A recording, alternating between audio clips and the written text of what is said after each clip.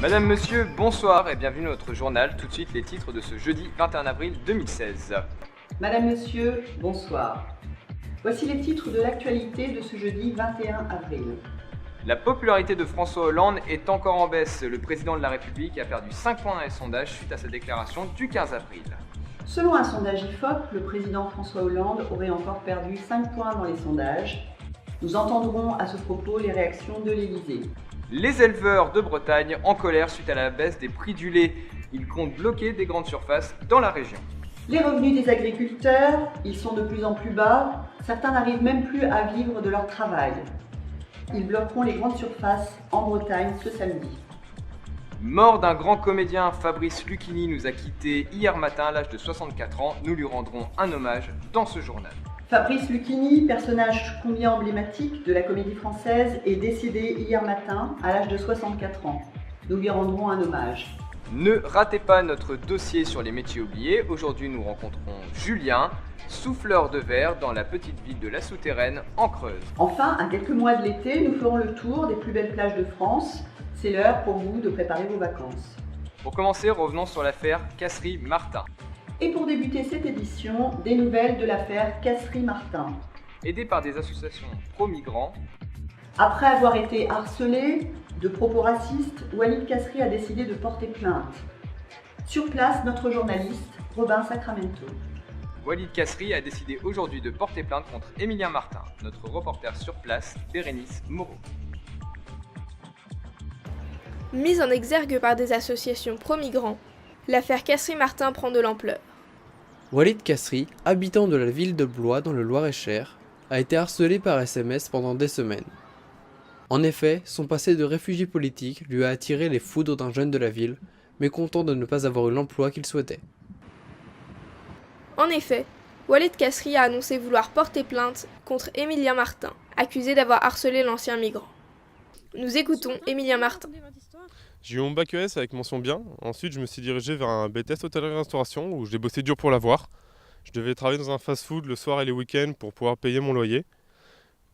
Quand je l'ai eu, j'étais hyper heureux. Je savais qu'une boîte dans ma ville natale venait juste de proposer une offre d'emploi pour le boulot de mes rêves.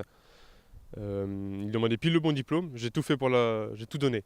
J'avais une super lettre de motivation, j'avais le CV parfait. Je savais que j'allais l'avoir. Et j'ai même passé l'entretien avec brio. Quand j'ai su qu'un mec sans diplôme, ni même le bac, l'a eu à ma place, j'avais la rage. Je voulais juste qu'il se rende compte qu'il y a des gens mieux qualifiés que lui pour ce boulot. Même si c'est sans doute pas la bonne façon de faire. Je voulais offrir des vacances à ma petite sœur, à la mer. J'avais envie de travailler pour le boulot où j'ai bossé dur et j'ai fait les sacrifices. Nous avons réussi à obtenir l'interview de M. Casserie. J'ai fui la guerre avec ma femme. Elle était enceinte à l'époque. On a obtenu le statut de réfugié politique. Grâce à des associations, on a été nourris, logés et on nous apprenait même le français. En échange, on acceptait de donner notre temps pour aider d'anciens réfugiés, mais aussi des SDF. Du coup, une fois qu'on parlait très bien le français, on s'est mis à chercher du travail. Et vous avez trouvé ?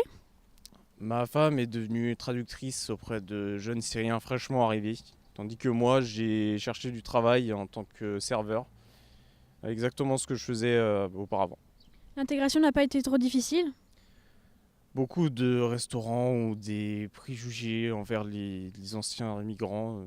Mais finalement, j'ai réussi à trouver du travail dans le restaurant de Monsieur Boucher. Il a trouvé que j'étais très très doué envers les clients. Mais il m'a aussi dit que les demandeurs d'emploi sont souvent très arrogants et ne voient que par leur diplôme, leur étude et en oublient complètement le monde du travail. Et maintenant ? Maintenant, je vis très très bien. Je gagne de l'argent, je paie mes impôts. L'État français m'a donné énormément d'aide et je le remercie beaucoup. Mais maintenant que je gagne très bien ma vie, je rembourse ces aides. Ancien migrant ayant profité des aides françaises, Walid Casserie a obtenu l'emploi couru par Émilien Martin, dans la restauration. Merci. L'homme qui l'a harcelé est Émilien Martin. Ce jeune homme de 22 ans est originaire de Blois. Il a reconnu être celui qui a harcelé Walid Casserie avec des messages racistes et xénophobes envoyés par SMS, sous prétexte d'un emploi dans un restaurant qui lui a été refusé. Nous avons réussi à obtenir son témoignage. On a vraiment eu beaucoup de chance quand on est arrivé en France et ça nous a permis de mener la belle vie. L'État français m'a donné énormément d'aide et je remercie beaucoup. Les demandeurs d'emploi sont souvent très arrogants et ne voient que par leur diplôme, leur étude et en oublient complètement le monde du travail. C'est fou ça, les Européens, on a l'impression que parfois ils ont des idées pleines de haine, mal réfléchies.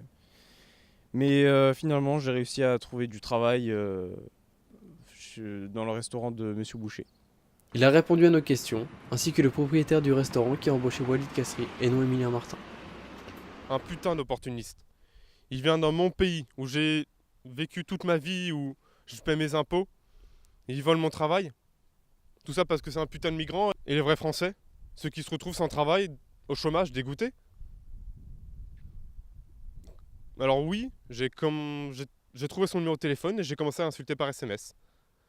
Oui, je lui ai dit de retourner son putain de pays et qu'il était là juste parce qu'il avait une gosse à 22 ans. Sinon, on lui cracherait la gueule. Mais je regarde pas ce que j'ai fait. Qu'il retourne trouver du travail dans son putain de pays. Monsieur Boucher, restaurateur, est celui qui a embauché Walid Kasri. Il souhaite rester anonyme lors de cette interview. Monsieur Martin, lui, était très bon sur le papier, mais comme je vous l'ai dit, je préfère l'expérience. Après, c'est vrai que employer des jeunes originaires de la ville, ça peut être bien pour la faire vivre. Mais quand on a un commerce, on se doit de trouver les meilleurs employés possibles, qu'ils soient d'ailleurs ou non. Vous savez, je ne regarde pas la couleur de peau, l'origine ou quoi que ce soit. Je veux quelqu'un de souriant, d'aimable et doué en service. M. Kasri était, lui, très souriant et il a très bien réussi son essai. Je trouve ça vraiment regrettable et triste d'en arriver au harcèlement pour un job. Du travail de serveur, ça se trouve en France. En tout cas, moi, je ne regrette pas mon choix. M. Kasri est un excellent employé. Suite à cette affaire, toutes les associations pro-migrants de France sont en émoi. Des associations d'aide aux migrants qui avaient aidé Walid Kasri à s'intégrer en France ont également engagé des démarches judiciaires contre M. Martin. Nous avons rencontré une bénévole d'une association blésoise. Tous les migrants ne s'adaptent pas forcément de la même manière, mais je trouve ça totalement honteux que des individus se permettent d'agresser des gens. Tout le monde a le droit d'avoir un travail, que tout le monde a le droit d'avoir un toit, et que des personnes, pour la simple raison qu'ils se croient français de souche, se permettent de tels actes est absolument abject.